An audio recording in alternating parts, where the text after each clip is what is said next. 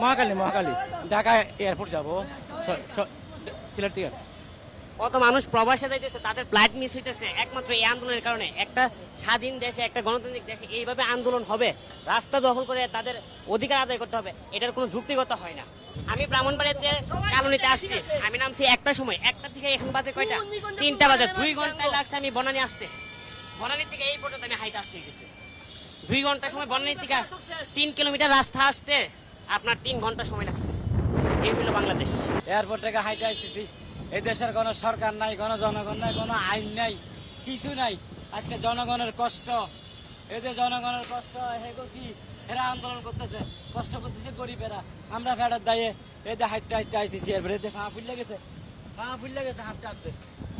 আর কি কম করে, এই দেশে কোনো আছে, কোনো আইন কারণ আছে?